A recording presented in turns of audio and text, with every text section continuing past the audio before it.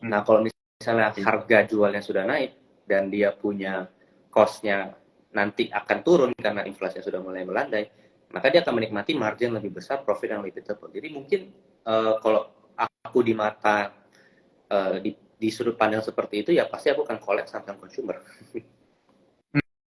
Jadi Oke. mungkin Soalnya mungkin kan, itu yang menjadi pertimbangan ya. iya, oke, benar. Berarti ya emang marginnya mungkin net profit marginnya bakal lebih tinggi ya Ya. kok. Oke. Nah, cuma biasanya kan ada sangkut pautnya nih kok antara si consumer staples gitu ya sama kemungkinan resesi kayak kemarin yang 2021 akhir gitu ya kok ya. Unilever naik tinggi gitu. Nah, dan juga emang beberapa consumer goods itu justru naik kok pas lagi saham-saham yang lain crash kayak gitu. Itu apakah beneran suatu tanda resesi atau sebenarnya enggak sih kok? Eh, kayaknya sih nggak nggak kayak gitu. Kalau menurutku kayaknya Oh, untuk oke. menilai apakah resili atau tidak, menurutku tidak melihat dari situ sih. Kalau kalau aku pribadi ya. Hmm, oke. Oke kok, berarti kalau misalkan di saat seperti ini gitu ya, ini kan istilahnya kita masih belum tahu nih arahnya ISG mau bearish atau bullish gitu ya. Nah itu sektor apa sih kok yang harus diperhatiin kok bagi kita investor pemula? Em, kalau untuk teman-teman yang mau investasi, define dulu time horizonnya itu mau seberapa panjang. Apakah teman-teman mau yang invest jangka panjang atau yang jangka menengah atau yang short term. Kalau misalnya teman-teman mau yang short term, um, ya untuk melihat fundamental perusahaan tuh nggak really matters kayaknya ya kalau misalnya teman-teman mau yang short term. Tapi kalau misalnya teman-teman mau yang agak mungkin setahun ke atas, ya itu mau nggak mau harus lihat fundamental perusahaan. Dan kalau misalnya ngeliatin fundamental perusahaan, aku pribadi itu lebih ke metode itu bottom up. Jadi ngeliatin perusahaannya dulu, baru lihat ke sektornya. Jadi jarang itu aku lihat sektornya dulu, baru lihat perusahaannya. Nah, kalau misalnya gimana cara lihat yang pilih saham-saham yang bagus ya, saya akan pilih saham-saham yang mungkin dia punya likuiditas yang bagus. Likuiditas maksudnya dia punya balance sheet-nya itu sehat gitu. Dia punya cash yang kuat lah untuk menghadapi apapun masalah yang ada di depan mata. Misalnya ada resesi lah, ada krisis lah atau apa segala macam. Oh dia punya kondisi cash yang kuat. Nah habis kalau itu sudah ada, ya udah berikutnya adalah peluangnya untuk dia meningkatkan laba seperti apa plan dari manajemen untuk meningkatkan laba segala macam itu teman-teman ikuti kalau di expose-nya teman-teman baca annual report segala macam. Nah, kalau misalnya udah ketemu dapat story-nya, ya udah bandingkan misalnya ada nggak emiten lain yang mungkin pertumbuhan nanti akan lebih menarik atau apa masih valuasinya masih lebih murah, pilih yang itu. Nah, jadi kalau misalnya aku sih lebih ngelihatnya seperti itu ya. Kalau dari Oke, sih berarti sektor bottom. sektoral Oke. nyampur-nyampur sebenarnya. Hmm, Jadi kayak di hmm. Portuku pun ya ada 3-4 sektor ya nyampur-nyampur. Oke, berarti bottom up gitu ya. Kita ngeliat dulu dari si fundamental perusahaannya baru ke sektornya nih kok, Ya. ya gitu ya. Oke, berarti kalau misalkan kita udah ketemu nih perusahaan bagus nih, tapi untuk tahu target masuknya itu kapan sih kok? Target entry gitu. Target entry-nya itu kita tentuin pakai apa kok kalau dari sisi fundamental? Atau Uh, menurut pakai cara koko deh gitu? kalau kalau mungkin saya dari yang cara aku pakai ya. Yang aku pakai sih sebenarnya Mm-mm. aku lihat valuasinya. Sekarang itu mahal atau murah sih? Kalau misalnya menurut aku murah, ya udah aku masuk aja. Jadi ya kalau misalnya dia turun lagi, dia lebih murah lagi ya saya beli lagi. Kalau misalnya dia kemana-mana ya udah saya biarin gitu. Jadi Hmm. aku sih nggak terlalu nyari titik-titik untuk entry, tapi kayak kita kita lihat aja oh sekarang tuh aku hitung kayaknya valuasinya murah deh, reasonable deh untuk dia apa seperti ini harganya. Ya udah beli aja. Oke, Masalah oke, nanti berarti kita dia lebih liatin ke turun margin naik. of safety-nya gitu ya, Boy. Kenapa? Kita lebih lihat ke margin of safety-nya, jadi kita nggak terlalu Ya, peduli kapan entry, yang penting ada target price-nya gitu ya. ya yang penting tahu Oke. diskonnya ada berapa ya udah masuk aja. Oke, kalau Koko sendiri biasa sering pakai analisa apa kok? Discounted cash flow kah? Asset based valuation kah?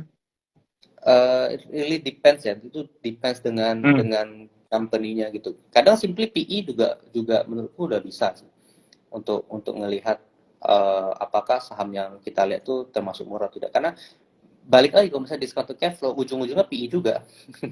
Jadi Hmm. ketika kita hitung discount to cash flow panjang-panjang, kita lihat ujungnya fair value-nya di PE 13 sampai 15 kali gitu. Jadi kalau misalnya saya ketemu company yang bagus, fair value PE-nya nggak nyampe 10 bahkan ya, kalau misalnya company bagus, berkualitas nggak nyampe 10 ya, saya simply masuk aja. Dengan target ya udah PE 15 gitu misalnya. Nah, itu satu cara sih. Oke. Oke, berarti ini aku konklusin dulu ya. Jadi teman-teman kita kalau di sini kita nggak terlalu liatin sektor nih teman-teman. Jadi kita lebih prefer bottom up juga oke untuk di tahun sekarang gitu teman-teman ya di awal sorry di akhir 2022 kayak gitu. Setidaknya kita harus lihat juga nih teman-teman perusahaan dengan performa yang bagus. Jadi kita lihat dulu dari perusahaannya, kita lihat dulu fundamentalnya, baru kita ngeliat ke sektornya.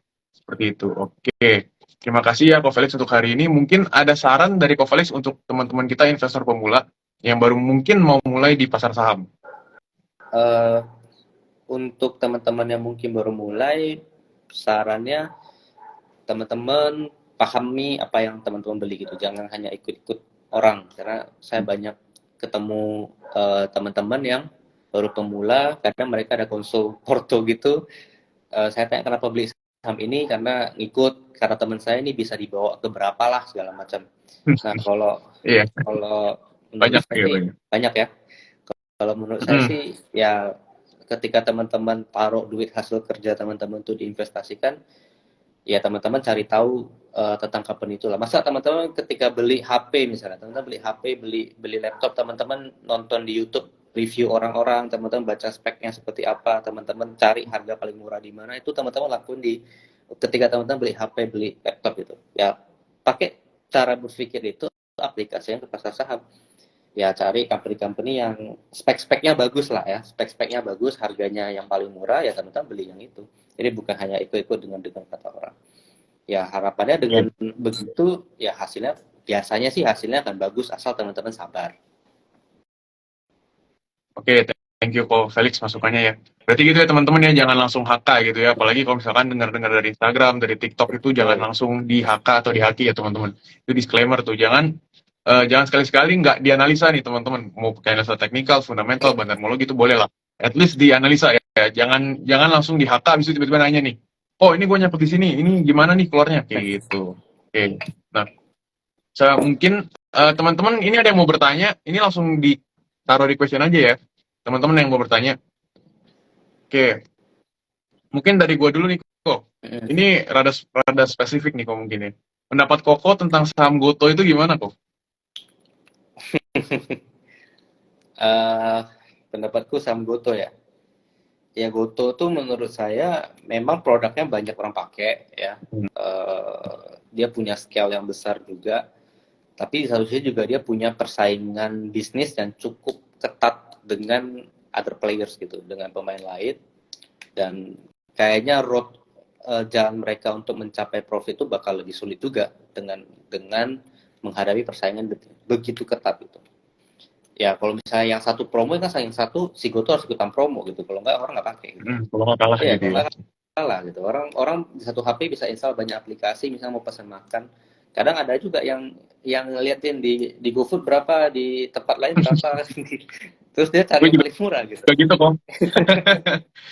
Jadi ya persaingan secara bisnis sih lumayan ketat. Hmm. Dan uniknya adalah Goto jadi big caps gitu. Jadi kalau Gotonya jadi big caps, Gotonya turun, yang IHS kita juga turun jadinya. Gitu sih. Hmm. Oke, oke. Thank you kok jawabannya. Sangat sangat mendalam ini ya. Oke, jadi gue juga yang awalnya sebenarnya gue juga mau ikutan ke Goto tuh kok awal-awal pas lagi IPO kan. Tapi masih takut-takutan karena juga gue pernah masuk Bukalapak, kayak gitu juga. Jadi Oh, jadi rada takut gitu. Oke, mungkin teman-teman di sini ada yang mau bertanya ya. Ya boleh langsung di chat ya teman-teman, masukin di chat atau enggak di kolom question aja. Bentar ya kok, gue coba cari question dulu. ya.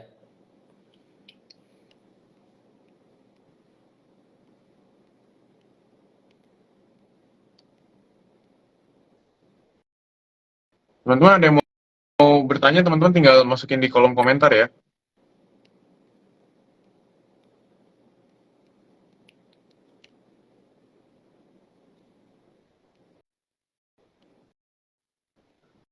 Oke, sebentar. Ini ada yang bertanya tadi di atas. Udah video Mm-mm. di atas.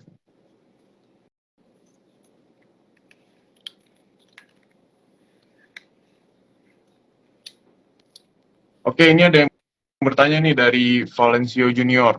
ISG bisa crash nggak bang? Atau bakal kenceng ke atas?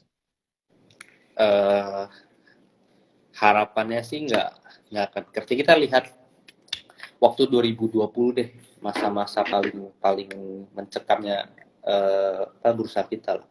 Kan Mm-mm. ISG turun dalam banget sampai eh, kayak 40% ada kali ya.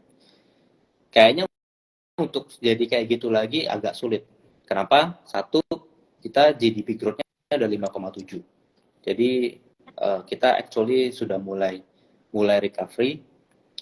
Um, Kemudian satu lagi, kita dari ekspor batu bara itu kan besar sekali. Perusahaan-perusahaan batu Mm-mm. bara yang teman-teman lihat, ITMG, PTBA segala macam itu kan labanya besar-besar Iya, semua. benar.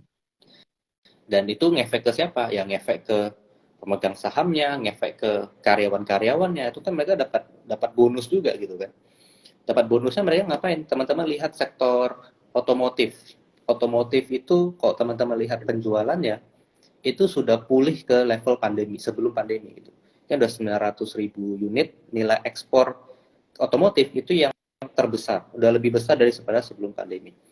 Jadi harusnya untuk crash, I don't think so ya. Tapi ya sekali lagi saya nggak tahu apakah market akan seperti apa. Tapi yang saya lihat data-datanya, ya penjualan penjualan dari banyak perusahaan di bursa efek Indonesia itu bagus-bagus, labanya gede-gede, kayaknya untuk crash sih enggak, justru Mm-mm. menurut saya recovery.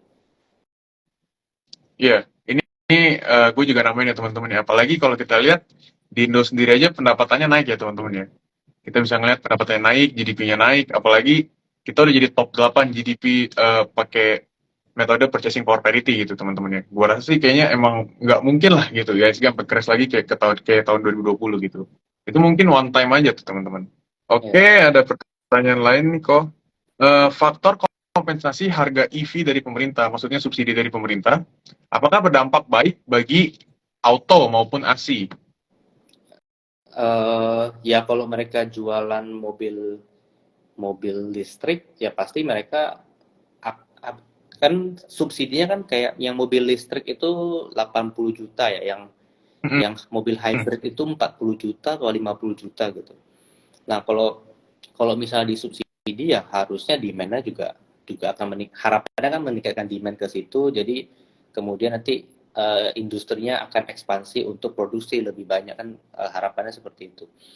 Nah, kita lihat kalau misalnya memang subsidinya ini berhasil attract demand yang cukup banyak, ya emiten-emiten yang seperti Astra tadi, kalau misalnya Astra ada bikin, kan Astra ada bikin mobil hybrid juga ya, mobil hybrid listrik saya nggak tahu apakah sudah mulai, yang punya Astra apakah sudah mulai, tapi yang hybrid kan sudah pasti sudah ada gitu ya, tinggal kita lihat.